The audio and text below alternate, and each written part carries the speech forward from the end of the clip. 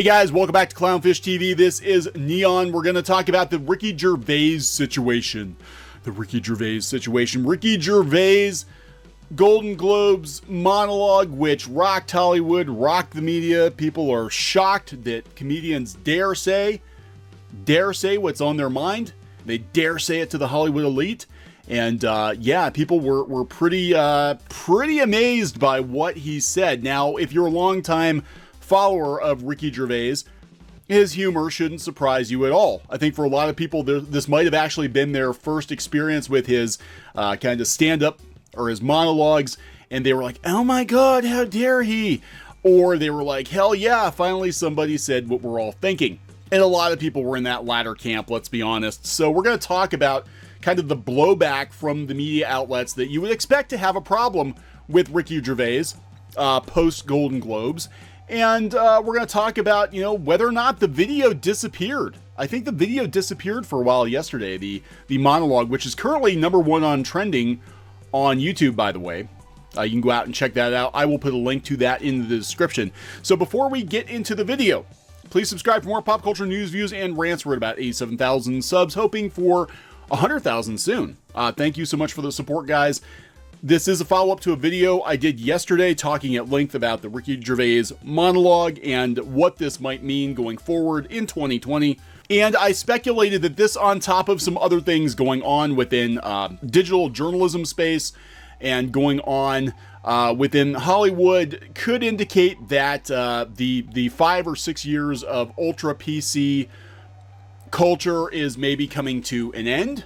Maybe it's coming to an end. 2015 is finally ending after 5 years. Tumblr culture is finally ending after 5 years. I think so. I think it's going to swing back to the middle. I think the pendulum is going to swing. And, just looking at our son Squid King, his generation is considerably more moderate than the generation directly before him, the millennials. So I think that we're going to hopefully enjoy a few years of sanity, or I guess a little more sanity than what we've had. I don't think things will ever center in the middle. The pendulum always swings.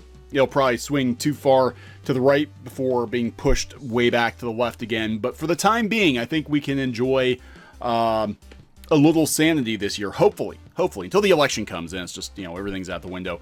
But interesting thing about this monologue, we had a couple people send us a screenshot yesterday, including Oblivion, who's been a follower of ours for quite some time, that the video was pulled down. It wasn't available. The comments were turned off, and we had multiple people sending us this, saying that the video was not available. So we don't know if NBC Universal got cold feet and they hid it for a while, or what happened. And I checked myself yesterday and I couldn't access it. Maybe it was getting hammered. Maybe it was getting hammered on YouTube and they couldn't keep up with the demand, so they pulled it down. I'll give them the benefit of a doubt. Part of me thinks that somebody at NBC was freaking out about this monologue, because they really did whack the beehive. But I'm going to put a link to it in the description. You can check it out for yourself, or you can check out this transcript on the Hollywood Reporter.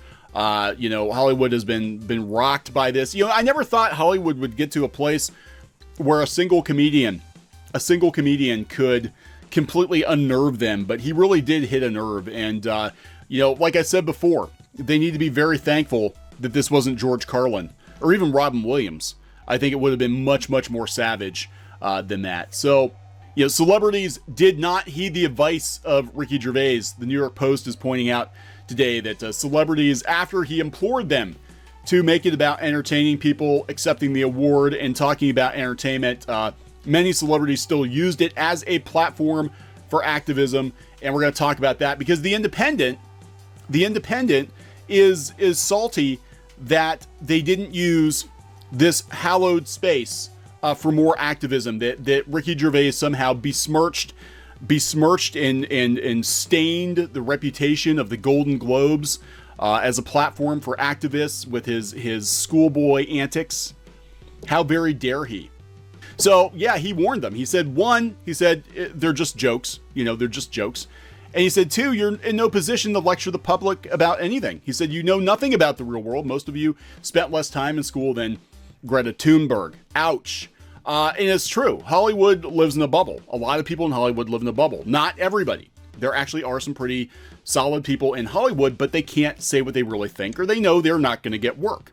But Hollywood and the digital journalists that we talk about often are definitely living in a bubble where they think the rest of the country, and by extension the rest of the world, thinks and feels the same way that they do, thinks and feels the same way that Twitter does, that Tumblr does, and it's just not true. Statistically, it's a very small percentage of people, of like-minded people that congregate on Tumblr and Twitter and on these websites, but they're very much in the minority.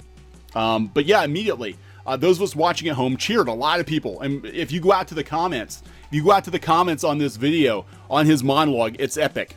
It's epic. People are just like, yeah, it's about damn time somebody said something and tore Hollywood a new one, because they totally deserve it. Totally deserve it. Most of Hollywood couldn't help itself, though. Patricia Arquette, upon winning for The Act, got political right away. Well, she usually does. Ranting about the president's tweeting, the Iran crisis, and the brush fires in Australia, because that's what everybody came here to see. A celebrity's hot takes on all the problems in the world. Most people actually just want to be entertained. As if the nation hasn't been obsessed with the 2020 election since 2016, she said everybody needs to vote in 2020. Well, duh. Talking about Tom Hanks rambled on like he won a Nobel Prize, accepting the Cecil B. DeMille Award. The New York Post called it a cringeworthy okay boomer moment. Ouch. And if you want to know how much people like celebrity hot takes, you can also read this article that the Golden Globes tank in early ratings, on track for 8-year low. Yeah, people don't want to hear from Hollywood or from journalists. They don't want to hear, what they should be doing, should be thinking, should be saying. If they want a lecture, if they want to be told where their moral compass should be, then they go to church for that, right? They don't go to Hollywood. That people watch movies and TV shows to be entertained. And yeah, a lot of these shows make you think. But ideally, you should be able to think for yourself and take away from that TV show or movie your view on the world. It should magnify your own personal view on the world, or challenge your view on the world, not tell you like propaganda what it is that you should or should not believe. I think most of us are basically too smart for Hollywood at this point. Hollywood thinks that the general public, the consumers, the audience are children that need to be taught right from wrong. And that's what Ricky Gervais was taking a piss on. And he's absolutely right in doing it. He is absolutely right in doing it because, the general public is tired of Hollywood thinking it's the moral authority. However, we have outlets like The Independent, which last week tried to hang Terry Gilliam, a very smart man, tried to hang him out to dry. And Terry Gilliam would have none of it. Actually, he messed with the journalist and, messed with the journalist, and the journalist just walked away completely butthurt and made sure that everybody knew how awful Terry Gilliam actually was. But now The Independent's very salty. They're very, very salty that there wasn't enough activism at the Golden Globes, because this is a hallowed, sacred event like church, that you shouldn't cheapen it. You shouldn't cheapen it with bawdy jokes. Ricky Gervais cheapened the Golden Globes, but worse, he overshadowed vital political statements. If there's a place for smutty humor, it's at Friday night after work, after one too many, not on the stage that birthed the Me Too movement. How dare you, Ricky Gervais, desecrate the First Church of Hollywood during prayer time, during their gathering, where they congratulate each other on how great everybody is in that room. How dare you? How dare you, Ricky? How very dare you? Ricky Gervais' performance at last night's Golden Globe was enough to make Gene Kelly turn in his grave. Once upon a time, Hollywood was synonymous with elegance and class. When? That was a while ago. That was like 70 years ago, right?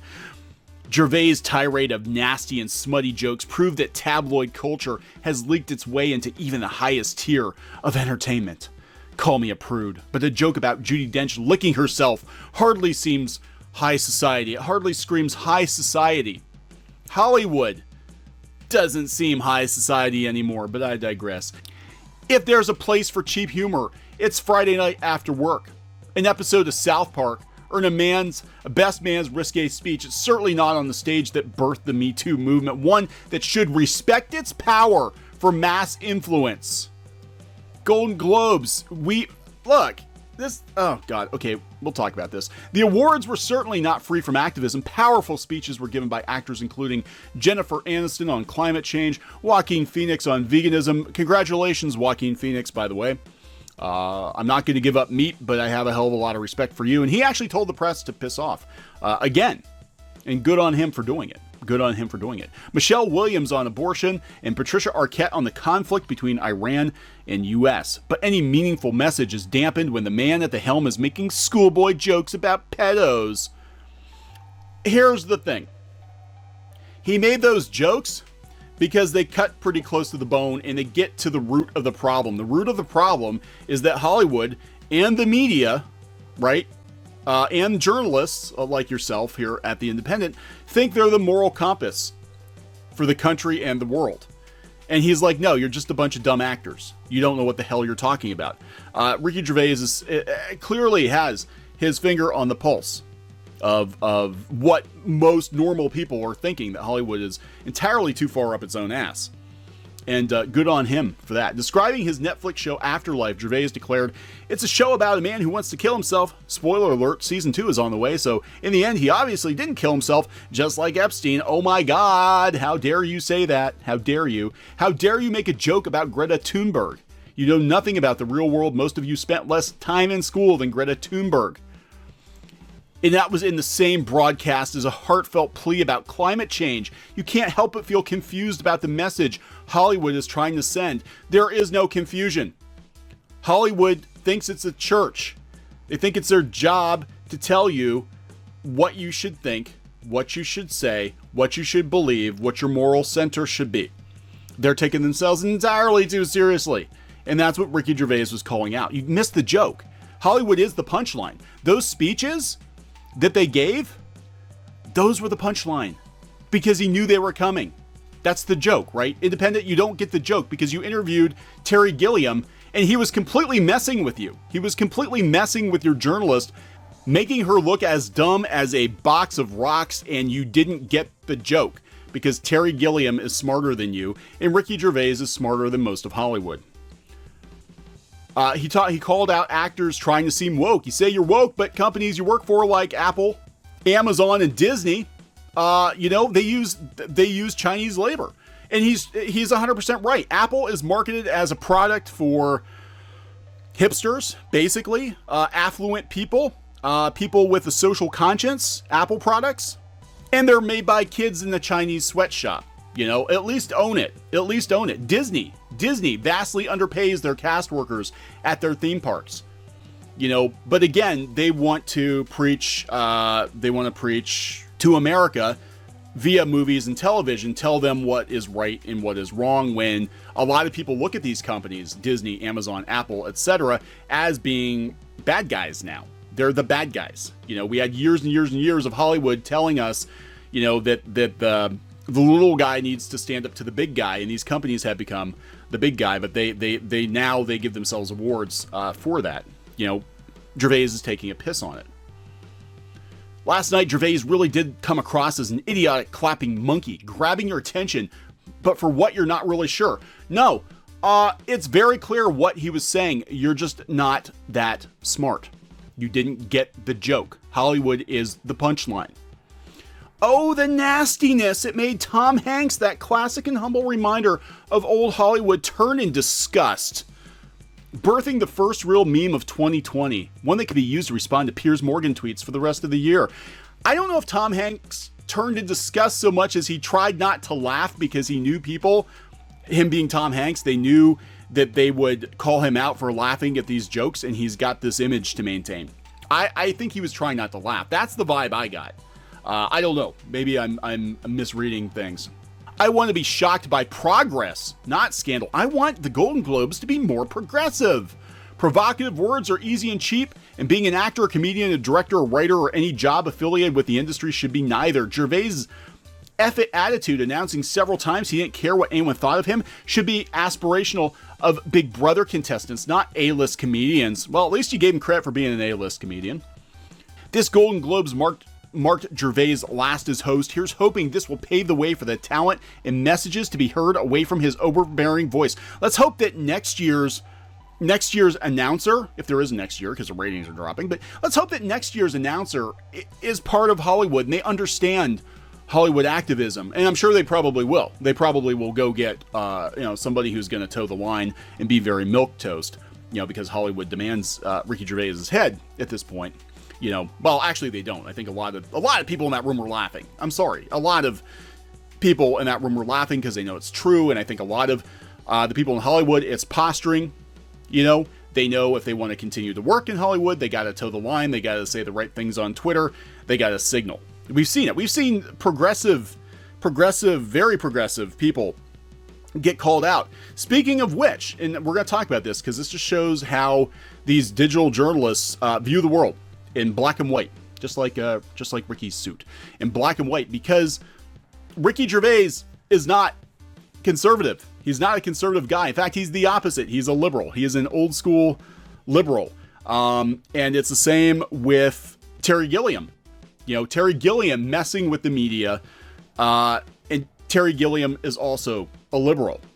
So the Mary Sue wants to make sure that their perceived enemy, the Trump people, the Trump supporters, know that Ricky Gervais is not one of them.